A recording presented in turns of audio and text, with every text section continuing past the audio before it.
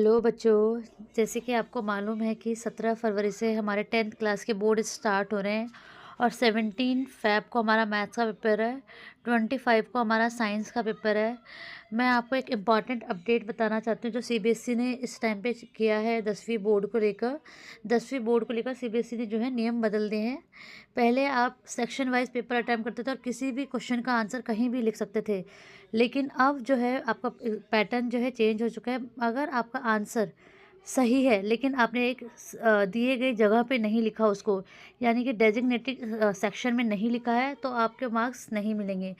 आपके social science में 4 section होंगे, जैसे कि हिस्ट्री, पॉल साइंस, इकोनॉमिक्स और ज्योग्राफी। ऐसे ही साइंस में आपके 3 सेक्शन हैं, फिजिक्स, बायोलॉजी और केमिस्ट्री। तो अगर आप बायो के क्वेश्चन अटेम्प्ट करते हो तो आपको उसी सेक्शन में लिखने होंगे जो आपको सेक्शन है। अगर आप सेक्शन ए अटेम्प्ट कर रहे हो तो सेक्शन ए के सारे के क्वेश्चंस के आंसर आपको सेक्शन ए में ही लिखना होगा, उसके बाद ही आपको सेक्शन बी स्टार्ट करना होगा। अगर आप सेक्शन ए के क्वेश्चंस सेक्शन बी या सेक्शन सी के बाद लिखोगे तो आपका सही आंसर भी कट जाएगा, आपको उसके लिए नंबर नहीं मिलेंगे। इससे बचने का एक ये तरीका है कि जब आप सेक्शन ए अटेम्प्ट करो और आपको लग रहा है कि मुझे ये क्वेश्चन नहीं आ रहा है, तो उस क्वेश्चन के लिए उतनी जगह आप वहाँ छोड़ दो और उसके बाद ही सेक्शन बी अटेम्प्ट करो। ऐसे ही सेक्शन बी में जो क्वेश्चंस आ रहे हैं पहले उनको करने के बाद उसी सेक्शन में स्पेस खाली छोड़ दें, ताकि जब आपको वो क्वेश्चन लास्ट में करें तो उसी सेक्शन के अंदर हो। ऐसे ही सेक्शन सी के क्वेश्चंस करने हैं। ये बिल्कुल भी नहीं करना कि सेक्शन ए और बी सी के क्वेश्चन आपस में मिक्स हो जाएं।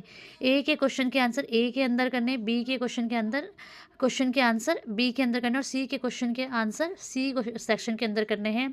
हो सके तो वहाँ जगह छोड़ते चले जाएं, ताकि जब आप बाद में क्वेश्चन करें तो आराम से आप कर सकें, तभी आपके आंसर चेक होंगे अगर वो सही हैं तो।